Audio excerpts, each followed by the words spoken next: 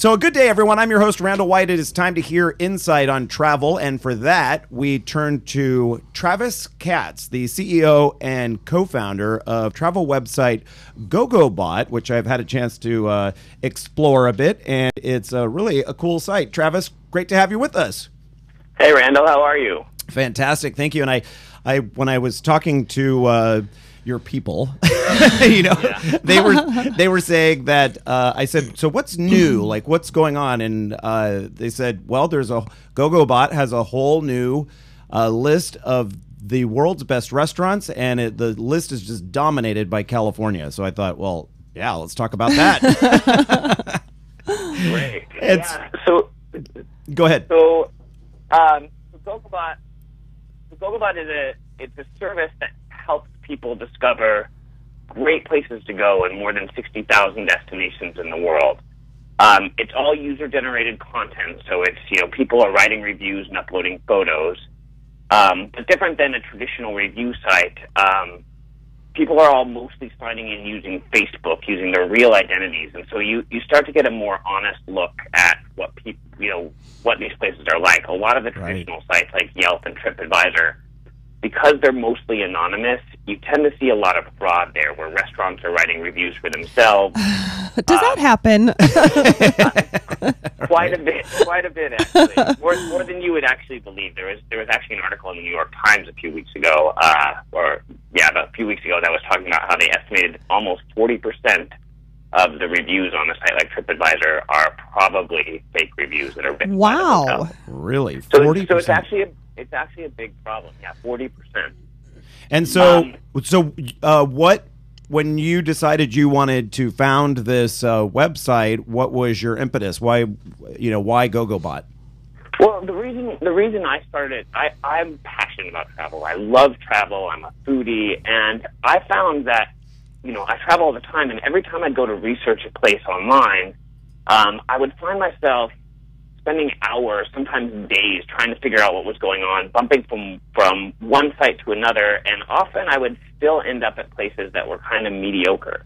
And I just felt like something wasn't working right. And part of the idea was that, I'm a very, we're all individuals. We all have different tastes and interests, and all of the traditional sites give everyone just sort of a single stack order list. This is number one, this is number two.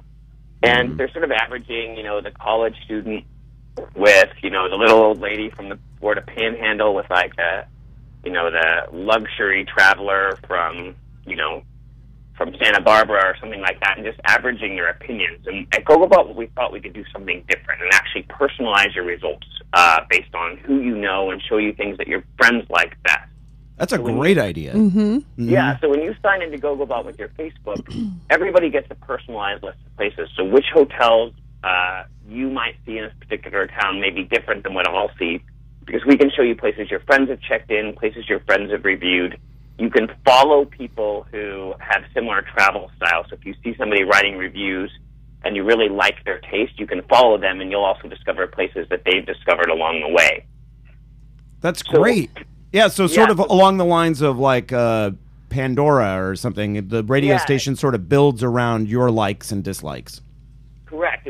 It's like a Pandora for travel. And what's great is that we've built up this really awesome community of travel enthusiasts. Like, we literally have almost every Lonely Planet guidebook author is using the site in their free time when they're not writing Lonely Planet books, sharing all these cool places that they find. And you see a lot of travel journalists who are, writing for the LA Times, writing for the Chicago Tribune, are also using this as their place to discover cool things and also to share the places that they're finding. So you find a lot of really interesting and off-the-beaten track places on GoGoBot. So based on everyone's travel opinions, this wouldn't be a zeroed-in sort of list for your personal taste. This is all of your users. You have come up with a list of restaurants in various categories that you rank, from 1 on down. And I want to point out a few that I happen to like and have been to on the list. Under your most loved category, number 4 on the list is Pizzeria Delfina in San Francisco. I've had the pizza there, and it's just outstanding. Yeah, so this list. So we have our awards list for the best hotels, best destinations, the best restaurants. And if you want to find this, you can find it at gogobot.com/awards. So gogobot.com/awards, and you can sort of check these out. What's great about these? So this is based on our community of travelers voted for their favorite places, their favorite restaurants, their favorite brunch spots, and we saw, like you said, some really, really interesting things. So it's really a mix of fun places. So Pizzeria Delfina is, just this amazing pizzeria with, very awesome artisanal crust and really fresh ingredients, and, sort of a San Francisco favorite. And it's not something that, you see showing up on a traditional sort of best of awards. It's really sort of a unique and special place that locals know about. People who are coming, as travelers often would miss it because it's not sort of right in the middle of Fisherman's Wharf. Right. But it's someplace that you shouldn't miss, actually, when you're in San Francisco. And then another place that's in San Francisco, and this is on your most romantic restaurants, is Le Colonial. It's your number 2 restaurant. I've been there as well, and I love it. That's the one that sort of has like the Panama theme, right?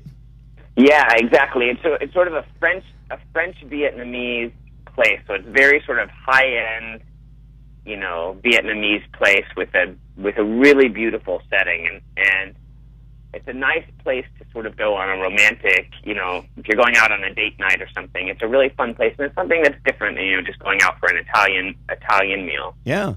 The categories are really fun, though, because it's not just like most romantic, but you have best brunch or for families, or the cheap ones are really, you want to have something good, but you're looking for something a little cheaper. I like that. And on the romantic list, just after Le Colonial is Shadowbrook Restaurant in Capitola, which you take a funicular to.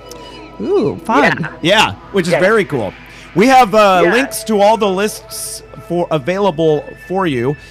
We are speaking with Travis Katz, the CEO and co-founder of travel website GoGoBot. Travis, thank you so much for joining us today, and good luck with the site. I'm going to become a member today. I'm logging in with Facebook. All right, well, I will follow you online, Randall. Thank you so much. All right, thank you too, Travis.